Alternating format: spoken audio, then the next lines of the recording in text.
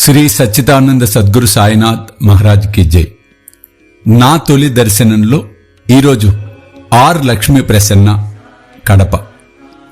తన యొక్క అనుభవాన్ని మనమందరం విందాం. నేను 5th క్లాస్ అనగా 2004వ సంవత్సరంలో ఉన్నప్పుడు నా ఫ్రెండ్ సాయిబాబా గ్రీటింగ్ ఇచ్చింది. అందులో బాబా గారు పింక్ కలర్ డ్రెస్, వెనకాల నెమ్మలి ఈకలతో ఉన్నారు. తను నాకు ఇవ్వగానే నాకు చాలా సంతోషం కలిగింది.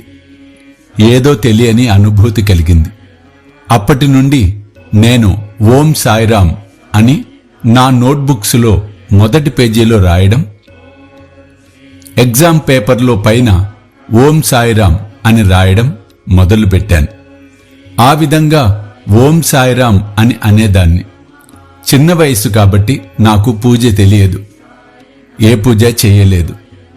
జస్ట్ ఓం సాయిరామ్ అని అంటాను అంతే. అది అలాగే 2014 వరకు కూడా నేను ఏ రోజు పూజ చేయలేదు. కేవలం బాబాని పిచ్చి పిచ్చి కోరికలు కోరేదాన్ని. టైంకి బస్సు రావాలి, ఈరోజు ఎగ్జామ్ ఉండకూడదు, ఇలాంటివి చిన్న చిన్న కోరికలు కోరేదాన్ని. బాబా వాటిని కూడా తీర్చేవారు. తర్వాత 2015 నుండి కేవలం గురువారం మాత్రమే బాబాకు పూజ చేసేదాన్ని.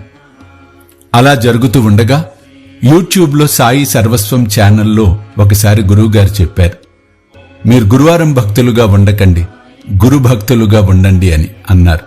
అప్పుడు నేను ఆలోచించాను. అప్పటి నుండి గురువుగారి ప్రవచనాలు వింటూ బాబా గారి గురించి కొంచెం కొంచెం తెలుసుకున్నాను. సాయి సచ్చరిత్ర, హారతులు గురువుగారి వలన తెలుసుకున్నాను. ఈ విధంగా నేను బాబాని పూజ చేయటం మొదలుపెట్టాను. ప్రతిక్షణం కంటికి రెప్పలా కాచుకునే సాయి తాతయ్యకి శతకోటి ధన్యవాదాలు. సాయి తాతయ్య ఎప్పుడూ మన చేయి వదలరు. ఓం సాయిరామ్. అమ్మ లక్ష్మీ ప్రసన్న, చాలా సంతోషం. మీకు, మీ కుటుంబానికి సమర్థ సద్గురు సాయినాథుడి యొక్క దివ్యమైన అనుగ్రహం పరిపూర్ణంగా లభించాలని, మీరు ఆయుర ఆరోగ్యాలతో ఆనందకరమైన జీవితాన్ని గడపాలని మనస్ఫూర్తిగా ఆశీర్వదిస్తున్నాను.